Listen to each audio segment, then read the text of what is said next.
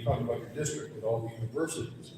So what is your approach to ensuring that all young people, regardless of background, have access to high-quality higher education, job training, and mental health services? As a big brother, this is important for me because I'm always stressing education. As much as possible. My siblings would say I talk a little bit too much about education, but I believe it's important. And so for me, my platform calls for increasing federal investment dollars to our K-12 higher education institutions. Before I graduated, I actually served as director of governmental affairs, where I oversaw all of the higher education bills that impacted the institutions in the state of Illinois. There are legislation that we can impose, like a student teacher compensation act that provides student teacher stipends so that they can not have to work from 5 p.m. to 9 p.m. Just to make ends meet when they're being a student teacher from 9 a.m. to 5. We need to make sure that we're increasing teacher pay, and having the federal government incentivize other states by increasing teacher pay from $40,000 to $60,000, and there's a better approach to how we can do it than we're currently doing now. Thank you. So every day as the director of Project First Rate, I go out across 9 counties and talk to young people about how important it is to get an education after high school, whether that be college, whether that be a 2-year degree, or specifically to my work, a registered apprenticeship program in the building and construction trades. So as a member of Congress, what I will fight for is the expansion of apprenticeship programs, particularly when there's labor involvement, so that they are strong, they are incorporating the concerns of people that are actually doing the jobs across industries, especially blue-collar industries. I also believe that we need to strengthen our local community colleges, which are such a big backbone of communities. If you look at Rock Valley and other communities in this district, they do much more than just the associate's degree, and I think all associate's degrees should be tuition free. And then finally, I think we need to really expand the public service loan forgiveness program so that people that want to go out and be teachers and doctors at nonprofit institutions and all the other type of careers like that are able to get their debt wiped away, and we need to expand those type of careers and those type of workers across the board in America. Can you repeat the question one more time? Sure. What is your approach to ensuring that all young people, regardless of background, have access to high-quality higher education, job training, and mental health services? Higher education is the greatest thing in the world. Unfortunately, a lot of young people are graduating with undergrad degrees that aren't going to match the debt that they have created. $100,000 in debt if you're a nurse. Hopefully the federal government has a debt loan repayment program for you, but not a lot of people qualify for that. And in terms of mental health and education, they go hand in hand. People are doom scrolling 80 miles on their cell phone every single day. It's called the library. Go read the Tao Te Ching, go read the Dhammapada, go read the Bible, go read the Bhagavad Gita, go read the Quran, go read books of wisdom to get your mental health, and go to the gym. We can't spend our way out of this problem, ladies and gentlemen. We're $38 trillion in debt. And the library is a source of wisdom and information. And too many people are addicted to their cell phones and they're not reading books.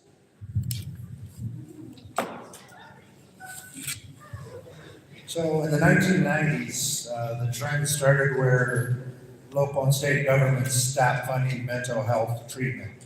And it was also in the 1990s when Columbine happened, our first major mass shooting, other than the University of Texas in Austin. But since then, we have 1 or 2 mass shootings a week in the United States, and it's small towns, big towns, and everything in between.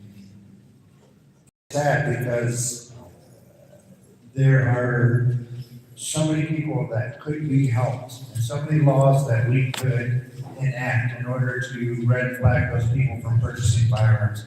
As a Chicago police officer and as an ATF agent, I've been to more shooting scenes than I care to admit. And it's gruesome. I thank God I never turned into an alcoholic after seeing everything that I've seen. We need to get back to the basics. It just seems like we've turned our back on everything. Higher ed, absolutely needed. The parents need to push their kids to enact in school and better themselves. Okay, thank you. At this point, I'm going to turn the microphone over to Maria. She's got a couple of questions on foreign policy. And then after that, we have an interesting thing called lightning round questions. We'll go down a quick list of questions, and we just want yes or no answers. And I'm kind of making the decision. I'm just going to ask for a show of hands as we go down that list. And then after that, if there's any time available, and the organizers told me they wanted to end this program by 6 o'clock. If there's any time available, we'll open it up to the floor for questions. Okay, and maybe we'll go a few minutes over at 6, but that's the plan. Foreign policy questions, lightning round, and then questions from the audience if we have time. Okay? Thanks, Paul. So, first question here, we have Palestine right after this across the country, and here, right here in Rockford, we call for the end of U.S. military aid to Israel. So if you could tell us what your position would be on that. Number one, the attack against Israel on October 7th was wrong. No way around it. I understand Israel has a right to defend itself, but at some point, a long time ago, Israel should have been stopped. The genocide that's going on right now is disgraceful. It was wrong when the Jews were starved during World War II, and it's just as wrong today. Israel needs to pay for restructuring the infrastructure that needs to be built, the hospitals that need to be built, and all the other mental health treatment and everything else that people need those services now. So do we need Israel as an ally?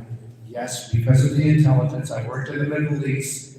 They're very good at collecting intelligence. However, how October 7th happened, to me, I only believe that, my personal opinion, Netanyahu let it happen so that he had reason to do what he's doing. And it's disgraceful. He can stay out of jail. Can you repeat the question one more time? Palestinian rights activists across the country, and here, right here in Rockford, have all working to U.S. military aid to Israel. So can I just get your position on that? Yeah, I'm 100% against all aid to all foreign governments throughout the country, throughout the world. The State Department sending $500 billion a year annually to governments that we don't need to be sending money to. Israel doesn't need U.S. armament. They have their own manufacturing capabilities. The U.S. military-industrial complex is Northrop Grumman, Boeing, Lockheed Martin, and hundreds of other corporations, international corporations from Britain, from France, from Germany, that cipher you and I, our taxpayer dollars, out of our pockets every single day.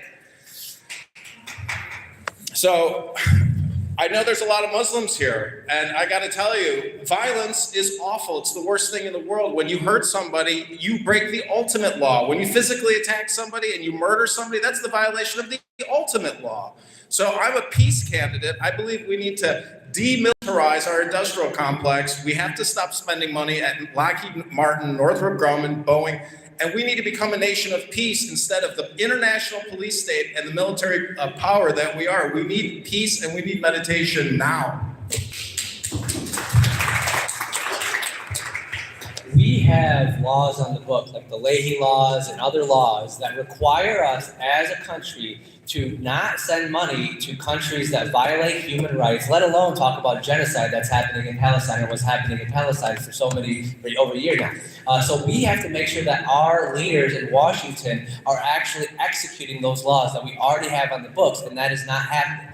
So that's something that, because of very, very complex issues and all the things that were kind of mentioned by the last two folks, that's not happening. So we have to make sure that we're following those laws, we're strengthening those laws, and that we can once again, one day, become a moral leader on the world stage, which we have totally lost recently. Not only should the U.S. not have given Israel any foreign aid to commit a genocide, and I'm not happy at the word, but happy to hear that the term genocide is being used, because that's exactly what it is. We are seeing all throughout Gaza, all their hospitals completely being flooded. We're seeing over 40,000, 50,000 innocent women and children, families that are no longer on this planet. And yet, we have a party that talks about being pro-life and pro supporting human life, and yet when we ask about the innocent children and women, families that are dying, being brutally murdered, we have to ask them, do their lives matter as well? Because it absolutely should. So not only do I not support any foreign aid for Israel, but I would have been I would hope many Democrats to sign for a ceasefire, a piece of legislation that my opponent was too late to dismiss it about. For this next question, sake of time, just respond either you support or oppose. Several news outlets report the Trump administration is gearing up for possibly attacking Venezuela. So is that something you would support or oppose? Oppose. Oppose. It's an easy answer. Oppose. Opposed. Okay. Regarding the Ukrainian war, President Trump has attempted to bring an end to the conflict and settle with the Russian president, but to no avail. What do you see the U.S. role in ending the war? And just a minute. So obviously I gotta explain it. We had him on the ropes when Biden was there in office. And because of the fact the way things went with the election and all this kind of stuff, and then Trump once again trying to extort the Ukrainians and suck up to Putin, we're in the situation that we're in. Until he's out of there, nothing's gonna change in the Ukraine.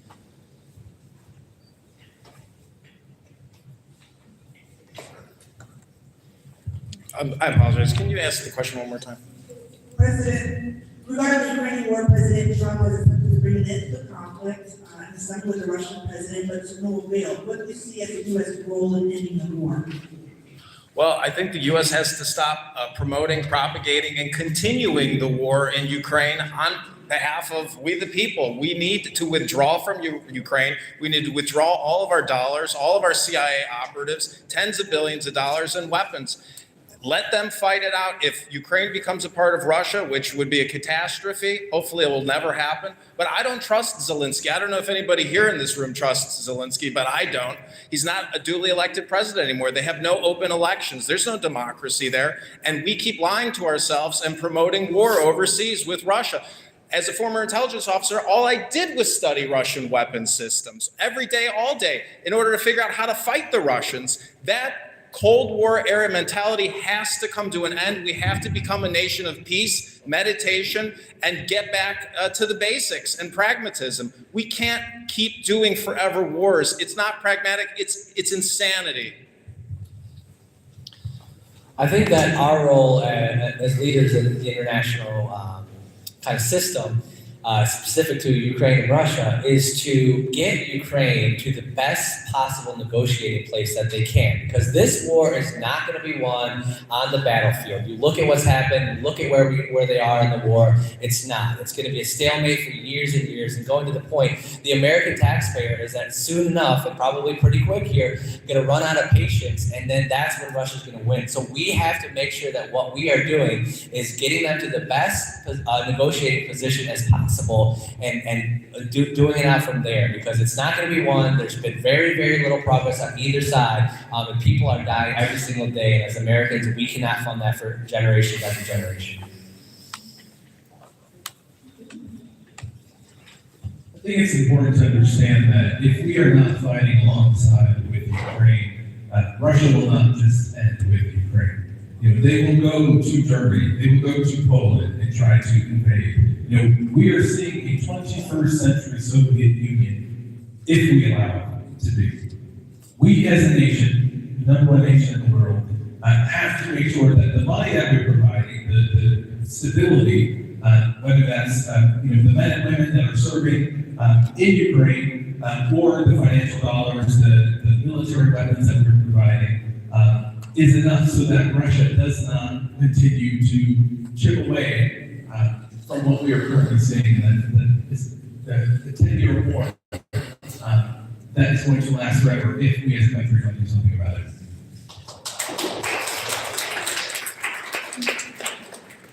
The greater Rockford area is home to a significant refugee population. earlier this month, the Trump administration suspended the U.S. refugee admissions program. You can say, would you briefly, do you support the suspension or do you oppose the suspension of the U.S. refugee admissions program? I absolutely would say.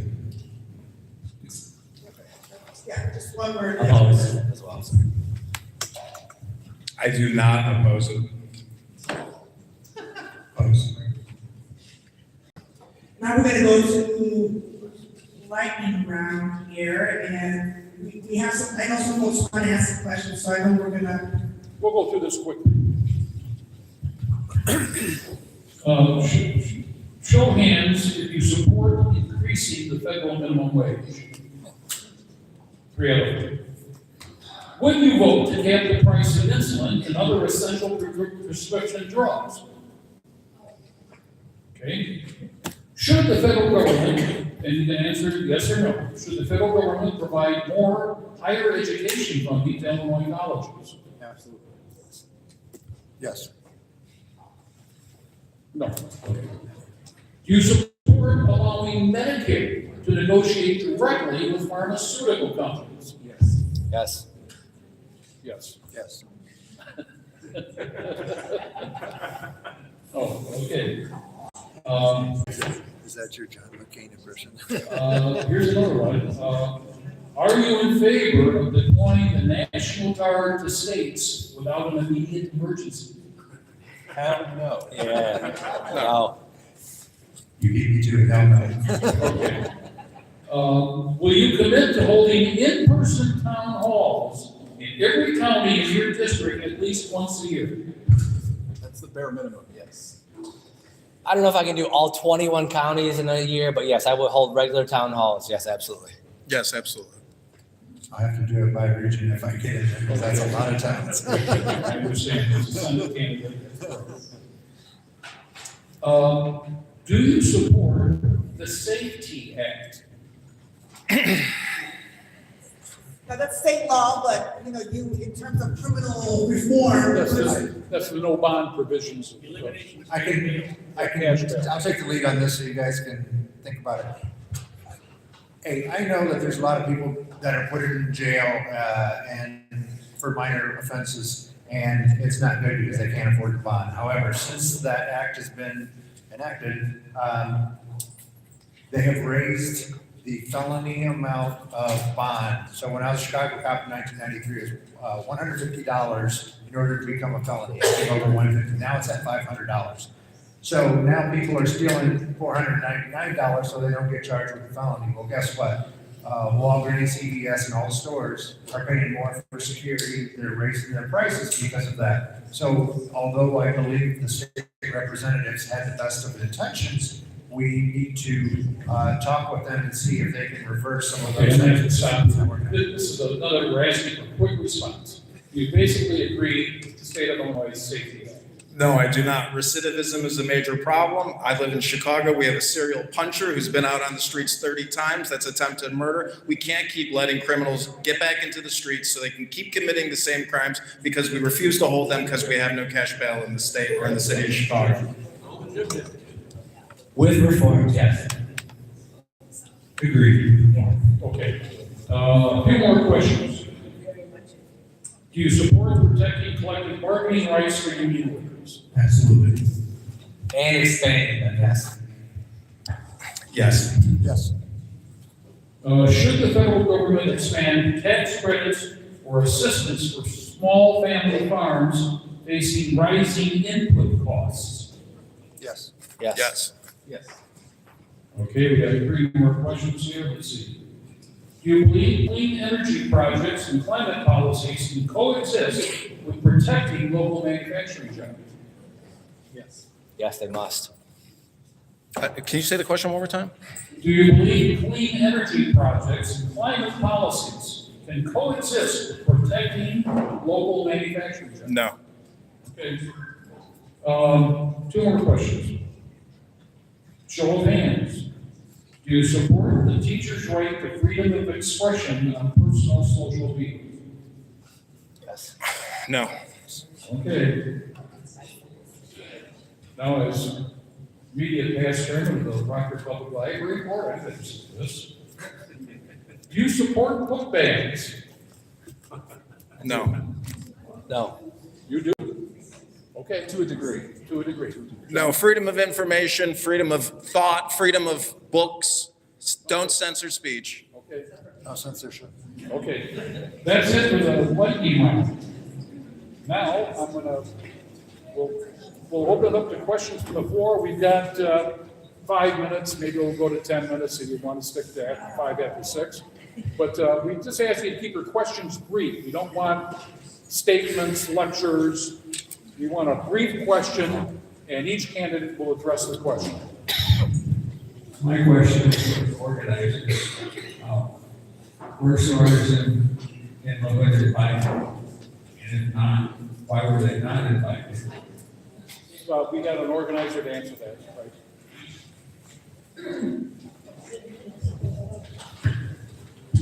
Thank you for that question. I think we stated it before, but we will again. All candidates were invited for Congress, Representative aisle 16 and aisle 17. Eric Sorensen's representative shared with us that he could not make it today based on the schedule conflict, but he will make sure that he's given us his contact directly, and any other events that we're all doing, we should make sure that he is invited and he will come. Darren Lachlan did not respond. There was a candidate that I don't think was invited. I just want There were a few, we had a few people who did get on the ballot. Initially, if you saw our flyers, Kevin Ryan did reach out to me, he was not able to make it today. Lynn Mansell did respond to us, said that he could not attend, and Julie Bibelhoff was the other candidate, and she also respectfully declined, she had a conflict. So everyone was invited, and everybody except for Congressman Levin gave us a response. Do you know the reasons in the 16th for, the 17th for Julie Bickelhoff? Because I'm a resident of the 17th congressional, and for Ellen Mansell, other than them just saying that they couldn't attend. Did they say what their reason that they couldn't attend? No, they just had a conflict, scheduling conflict. I have a written question here, someone slipped in here to me. In 2036, Social Security retirement benefits will be cut by 20% because the SSA trust fund is being depleted. Wage earners people pick up to $176,000 per year. So how will you support collective feedback from all wage earners? Can you repeat that last part? So how will you support collective feedback from all wage earners? FICA. Social Security. Yeah, Social Security. I'll be quick. We need to increase the trust fund payroll tax. It's currently $174,000. Anyone that's making over $174,000 does not pay into Social Security. We need to increase that so that over the next 30 years, beyond my generation, there is Social Security because we currently are still paying it. I agree with that as well, and in addition to that, we need to look at people like Elon Musk, for example, who are not making a salary income and therefore are not paying any money into Social Security and making sure that they are contributing as well.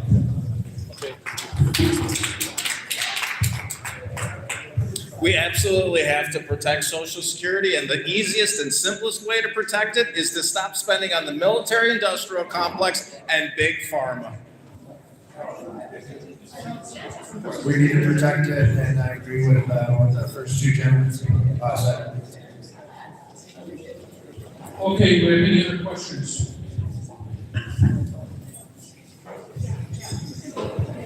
How will you support the implication of restorative justice and abolish prisons?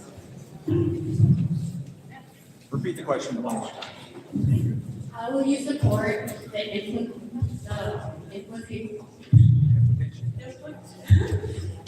implementation of restorative justice and demolish prisons? We need to reach out to, We need to make sure that we're reaching out to our activists and organizers that refuse to allow these private prisons to continue to make a profit over our people. That's an issue that's gone on far beyond may be more, but it's an issue that we need to resolve. And restorative justice. In what terms? Restorative justice. We need to make sure that we're increasing more federal dollars into those programs so that we can build a better future in terms of restorative justice. I gotta be honest, I'm really not familiar with the concept of restorative justice very well to speak to that term, and I am not for the abolition of prisons as a whole. I'm absolutely about abolishing and reforming private prisons and making sure that they are not, we should not be, imprisoning people on the basis of a profit motive, absolutely not. I am familiar with the term restorative justice because I live in Chicago, and that's all the politicians talk about all the time.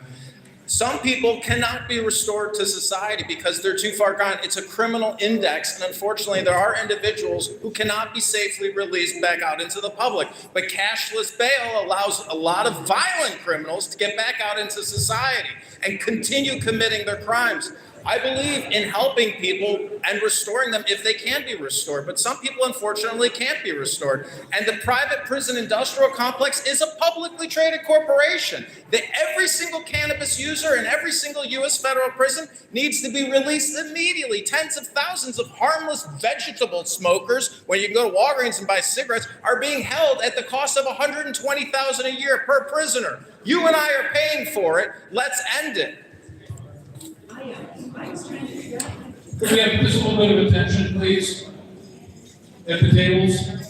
Okay. One of the acts I would like to push as soon as I get into office, and this goes both at state and federal level, that if you are a federal prosecutor or a state prosecutor or a federal law enforcement official, and you allow a miscarriage of justice intentionally, you personally will be liable from your retirement fund, whatever it is, that whatever asset you got, because there are just way too many people that have been sentenced to jail or sentenced to prison in Illinois, and that's why they rescinded the death penalty, because in fact, there were a lot of innocent people that were in prisons. So we need to start holding some government officials at the state and federal level accountable for a miscarriage of justice.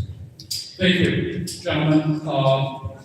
I want to thank you all for being here tonight.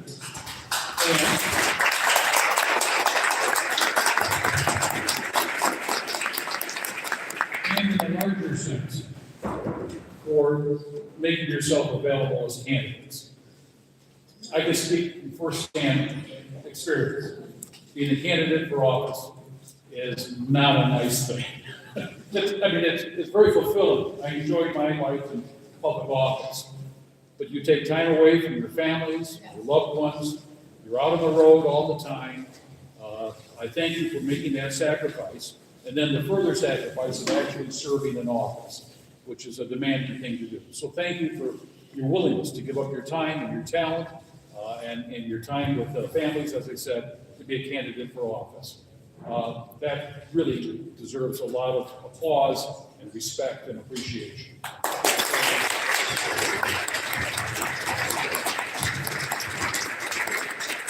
Thank you to the organizers of this evening. I want to remind you that we have representatives from the League of Women Voters, the Muslim Civic Coalition, and the AUW. And please go over to the tables and visit with the people there. They've got a lot of good information. And of course, they're part of the reason we were able to do this event tonight.